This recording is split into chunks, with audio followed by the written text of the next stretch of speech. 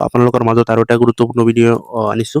ইয়াত চাব পাৰে CRPFৰ ফালৰ পৰা CRPF কনিষ্টেবলৰ ফালৰ পৰা কি আছিল, কেইবা হাজাৰ পদ মুকলি কৰি দিলে, নিউ ভেকেঞ্চি ইয়াত মুকলি হৈ গ'ল এতিয়া। ইয়াত চাব পাৰে কোনে কোনে ইয়াত আবেদন কৰিব পাৰিব আৰু কি পোষ্ট আৰু চিলেকশ্যন প্ৰচেছটো গোটেইখিনি তথ্য, সম্পূৰ্ণ তথ্য এটা ভিডিঅ'তে কৈ দিম। ভিডিঅ'টো স্কিপ নকৰি ভিডিঅ'টো শেষ লৈ চাই থাকিব।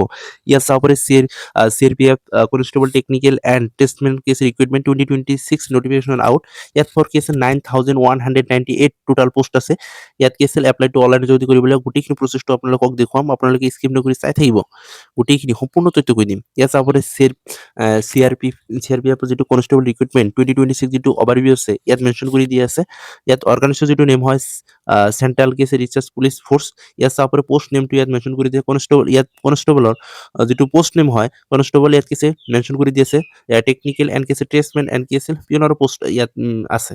তাৰপিছত ইয়াত টোটাল যিটো পোষ্ট আছে 9000 কি আছে 9175টা ইয়াত কি আছিল পোষ্ট আছে। 9175 ইয়াত টোটাল পোষ্ট আছে, ভেকেঞ্চি আছে। ইয়াত চাব পাৰে এপ্লিকেশ্যন যিটো মোড হয় অনলাইনৰ যোগেদি সেই পোষ্টত আবেদন কৰিব লাগিব। জব লোকেশ্যনটো হয় অল ইণ্ডিয়া জব হয়। আৰু অনলাইন যিটো এপ্লিকেশ্যন যিটো ষ্টাৰ্ট হ'ব কি আছিল এপ্ৰিলৰ 20 তাৰিখৰ 20 তাৰিখৰ পৰা কি আছিল 20 তাৰিখৰ পৰা এপ্ৰিলৰ 20 তাৰিখৰ পৰা কি আছিল অনলাইন সেইটো ফৰ্মটো ষ্টাৰ্ট হ'ব। যিটো লাষ্ট ডেট হয় মে' মাহৰ কি আছিল 19 তাৰিখলৈকে সেই পোষ্টত আবেদন কৰিব পাৰিব। ইয়াত কি আছিল বাম্পাৰ ভেকেঞ্চি আহিছে বুলি ক'ব পাৰোঁ। ইয়াত চাব পাৰে ইম্পৰ্টেণ্ট যিটো ডেট ইয়াত মেনশ্যন কৰি দি আছে। নটিফিকেশ্যন যিটো ৰিলিজ কি আছিল এপ্ৰিলৰ 8 তাৰিখত ৰিলিজ হৈছে আৰু অনলাইন যিটো এপ্লাই ষ্টাৰ্ট সেইটো কৈয়ে দিলোঁ। আৰু এবাৰ ইয়াত মেনশ্যন কৰি দি আছে 20 এপ্ৰিল যিটো লাষ্ট ডেট হয় 19 মে'। আৰু পি টেষ্ট যিটো ডেট CBT যিটো এক্সাম ডেট ইয়াত এতিয়াও মেনশ্যন কৰি দিয়া নাই। এপ্লিকেশ্যন যিটো ফিজ হয় ইয়াত চাব পাৰে এপ্লিকেশ্যন ফিজটো জেনেৰেল OBC আৰু EWS কাৰণে কি আছিল ইয়াত কি আছিল 100 টকা সেইটো মাচুল দিব লাগিব আবেদন কৰোঁতে। জেনেৰেল OBC আৰু EWS কাৰণে ইয়াত মেলৰ কাৰণে ইয়াত ফেমিলিৰ কথা ইয়াত মেনশ্যন কৰি দিয়া নাই। মেলৰ কাৰণে EWS OBC আৰু জেনেৰেলৰ কাৰণে 100 টকা ইয়াত ফিজ দিব লাগিব। SC ST কাৰণে ইয়াত একো ফিজ দিব নালাগে, নো ফিজ। ইয়াত ফেমিলিৰ কাৰণে কি আছিল অকে ফিজ দিব নালাগে। এক্স ছাৰ্ভিচৰ একো ফিজ দিব নালাগে। ইয়াত গোটেইখিনি ইয়াত মেনশ্যন কৰি দি আছে আৰু এজ লিমিটটো ইয়াত মেনশ্যন কৰি দি আছে। কনষ্টেবল যিটো ড্ৰাইভাৰ পোষ্ট হয় ইয়াত 21 পৰা কি আছে 27 ইয়াৰ্ছ যাৰ আছে সি সেই পোষ্টত আবেদন কৰিব পাৰিব। কনষ্টেবল ড্ৰাইভাৰৰ ক্ষেত্ৰত হয়। আৰু আদাৰ ট্ৰেডছৰ ক্ষেত্ৰত যিবিলাক পোষ্ট আছে সেইবিলাক কি আছিল 18 পৰা যাৰ 23 বছৰ আছে সি সেই পোষ্টত আবেদন কৰিব পাৰিব। তাৰপিছত ইয়াত চাব পাৰে এজ ৰিলেক্সেশ্যন আছে SC ST কাৰণে কি আছিল 5 ইয়াৰ্ছ ৰিলেক্সেশ্যন আছে।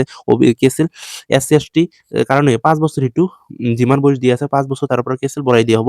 OBCৰ কাৰণে 3 বছৰ, এক্স ছাৰ্ভিচমেনৰ কাৰণে কি আছিল এজ পাৰ ৰুল হিচাপত সেইটো দিয়া হ'ব। OBCৰ কাৰণে 3 বছৰ।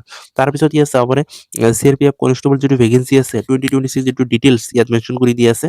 যিটো পোষ্ট নেম হয় টোটাল যিটো পোষ্ট নেমটো ইয়াত মেনশ্যন কৰি দি আছে। কনষ্টেবল টেকনিকেল এণ্ড ট্ৰেছমেন এণ্ড কি আছিল পিয়নৰ পোষ্ট হয়। তাৰপিছত ইয়াত টোটাল যিটো ভেকেঞ্চি আছে 9175। কোৱালিফিকেশ্যনটো শিক্ষাগত যিটো অৰ্থ মাত্ৰ কি আছিল ইয়াত 10 পাছ কৰিলে সেই পোষ্টত আবেদন কৰিব পাৰিব। ইয়াত কোনো পাৰ্চেণ্টেজ নালাগে, জাষ্ট কোৱালিফাই, জাষ্ট কি আছে 10 পাছ কৰিলে সেই পোষ্টত আবেদন কৰিব পাৰিব। ইয়াত চাব পাৰে পোষ্ট বাই ট্ৰেড যিটো কোৱালিফিকেশ্যন হয় ড্ৰাইভাৰ কি আছে ড্ৰাইভাৰ কাৰণে কি আছিল কোৱালিফিকেশ্যন হয় 10 পাছ আৰু ড্ৰাইভিং লাইচেন্সটো লাগিব কিয়নো সেইটো ড্ৰাইভাৰ পোষ্ট হয় সেইকাৰণে। তাৰপিছত ইয়াত চাব পাৰে মটৰ মেকানিকেল কাৰণে 10 পাছ আৰু ITI লগতে এক্সপিৰিয়েঞ্চ। আৰু আদাৰ ট্ৰেডছ কুক বাৰ্বাৰ টেইলৰ ৱাৰ্কছমেন কি চাফাই কৰ্মচাৰীৰ কাৰণে 10 পাছ আৰু লগতে কি আছে ট্ৰেছ নলেজ থাকিব লাগিব, তেনেহ'লে এই পোষ্টত আবেদন কৰিব পাৰিব। আৰু পিয়নৰ উইনিং যিটো আছে ইলেক্ট্ৰিচিয়ান সেইটোত কি আছিল এক্সপিৰিয়েঞ্চ থাকিব লাগিব, লগতে ITI থাকিব লাগিব 10 পাছত যিটো আছে ইলেক্ট্ৰিচিয়ান যিহেতু আছে সেইকাৰণে। তাৰপিছত ইয়াত চাব পাৰে ফিজিকেল ষ্টেণ্ডাৰ্ড যিটো টেষ্ট ইয়াত মেনশ্যন কৰি দি আছে। হাইট কি আছে জেনেৰেলৰ কাৰণে 170 চেণ্টিমিটাৰ আৰু ফিমেলৰ কাৰণে 157 চেণ্টিমিটাৰ। সেইটো সেই জবটো হয় অল ইণ্ডিয়া জব হয়। অমৰ সকলো ল'ৰা ছোৱালী ইয়াত আবেদন কৰিব পাৰিব। ইয়াত টোটাল যিটো ভেকেঞ্চি আছে সেইটো কৈ দিলোঁ 9175। ইয়াত বহুত পোষ্ট আছে ক'ব পাৰোঁ। তাৰপিছত ইয়াত চাব পাৰে যিটো মেল অনলি, মেলৰ ক্ষেত্ৰত নৰ্মেল লাগিব 80 চেণ্টিমিটাৰ। তাৰপিছত এক্সপেনশ্যন যিটো আছে 5 চেণ্টিমিটাৰ। তাৰপিছত ইয়াত চাব পাৰে ফিজিকেল এফিচিয়েঞ্চি যিটো টেষ্ট হয় ইয়াৰ ড্ৰাইভাৰ টেষ্টমেণ্টৰ কাৰণে কি আছিল 5 কিলোমিটাৰ্ছ ইন 24 মিনিটছ কি আছে 24 মিনিটৰ ভিতৰত 5 কিলোমিটাৰ যাব লাগিব। আৰু ফিমেলৰ কাৰণে কি আছিল 8 মিনিট কি আছে 30 ছেকেণ্ডৰ ভিতৰত সেইটো যাব লাগিব 1.6 কিলোমিটাৰ কি আছিল ইয়াত 1.5 কিলোমিটাৰ বুলি ক'ব পাৰোঁ।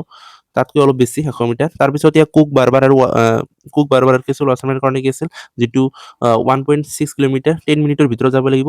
তাৰপিছত এই ফেমিলিৰ কাৰণে যিটো আছে 1.6 কিলোমিটাৰ 12 মিনিটৰ ভিতৰত যাব লাগিব। পিয়নৰ যিটো আছে 1.6 কিলোমিটাৰ 9 মিনিটৰ ভিতৰত যাব লাগিব। তাৰপিছত ইয়াত চাব পাৰে CRPF যিটো কনষ্টেবল যিটো এক্সাম পেটাৰ্ণটো ইয়াত মেনশ্যন কৰি দিয়া আছে। ছাবজেক্টবিলাক লগতে কি আছিল কুৱেশ্যন লগতে মাৰ্কবিলাক দিয়া আছে। ইয়াত ছাবজেক্টবিলাক কি আছে জেনেৰেল ইণ্টেলিজেন্স এণ্ড কি আছে ৰিজনিঙৰ কাৰণে 25 মাৰ্ক 25 ইয়াত কুৱেশ্যন থাকিব মাৰ্ক থাকিব 25। তাৰপিছত ইয়াত চাব পাৰে জেনেৰেল নলেজৰ কাৰণে 25 কি আছিল মাৰ্ক থাকিব 25 কুৱেশ্যন থাকিব। ইয়াত কি আছিল এটা কুৱেশ্যনত কি আছিল 1 মাৰ্ক থাকিব। তাৰপিছত ইয়াত চাব পাৰে এলিমেণ্টাৰী যিটো মেথামেটিক্সৰ কাৰণে থাকিব 25 কুৱেশ্যন থাকিব 25 মাৰ্ক থাকিব। ইংলিছ আৰু হিন্দীত কি আছে 25 থাকিব আৰু ইয়াত কুৱেশ্যন থাকিব 25 মাৰ্ক থাকিব। টোটাল যিটো কুৱেশ্যন হয় 100ৰ কুৱেশ্যন হ'ব 100 মাৰ্কৰ কি আছিল এক্সাম হ'ব। তাৰ ডিৰেকশ্যনটো টাইম টেবুল ইয়াত মেনশ্যন কৰি দিয়া আছে। 2 ঘণ্টাৰ ভিতৰত কি আছিল সেইটো এক্সামটো হ'ব। তাৰপিছত নেগেটিভ মাৰ্কিং ইয়াত মেনশ্যন কৰি দিয়া আছে 0.25 চাৰিটা কুৱেশ্যন যদি কি আছে ৰং হয় তেনেহ'লে কি আছিল 1 মাৰ্ক কি আছিল মাইনাছ কৰি দিয়া হ'ব। মাৰ্ক ফৰ ইচ ৰং এনচাৰ ইয়াত মেনশ্যন কৰি চিলেকশ্যন প্ৰচেছটো ইয়াত মেনশ্যন কৰি দিয়া আছে। কি আছিল 1 নম্বৰ দিয়া আছে ফিজিকেল এফিচিয়েঞ্চি টেষ্ট হ'ব। তাৰপিছত ফিজিকেল ষ্টেণ্ডাৰ্ড টেষ্ট, তাৰপিছত কম্পিউটাৰ বেচিক টেষ্ট, তাৰপিছত CBT মানে এক্সাম হ'ব। তাৰপিছত কি আছিল স্কিল টেষ্ট, তাৰপিছত ডকুমেণ্ট ভেৰিফিকেশ্যন, তাৰপিছত মেডিকেল এক্সামিনেশ্যন হ'ব। ইয়াত বহুতকেইটা ইয়াত চিলেকশ্যন প্ৰচেছ বহুতকেইটা কি আছিল এক্সাম হ'ব। ইয়াত কম্পিউটাৰ টেষ্ট হ'ব, তাৰ ফিজিকেল হ'ব, ডকুমেণ্ট ভেৰিফিকেশ্যন হ'ব, মেডিকেল এক্সামিনেশ্যন হ'ব। তাৰপিছত ইয়াত চাব ফাইনেল মেৰিট লিষ্ট দিব। তাৰপিছত ইয়াত চাব হাউ টু এপ্লাই কেনেদৰে আবেদন কৰিব লাগিব গোটেই প্ৰচেছটো ইয়াত মেনশ্যন কৰি দিয়া আছে। ইয়াত চাই ল'ব, মই ডিছক্ৰিপশ্যনৰ লিংকটো দি দিম। আৰু যদি চেনেলটো ফাৰ্ষ্ট টাইমৰ কাৰণে ভিডিঅ'টো চাই আছে চেনেলটো যদি এতিয়ালৈকে ছাবস্ক্ৰাইব কৰা নাই চেনেলটো ছাবস্ক্ৰাইব কৰি ল'ব। হ'ব আপোনালোকৰ নেক্সট আৰু এটা ভিডিঅ' আনিম। আপোনালোকৰ ডিছক্ৰিপশ্যনৰ লিংকটো আপোনালোকৰ সহায়ৰ কাৰণে দি দিম। হ'ব।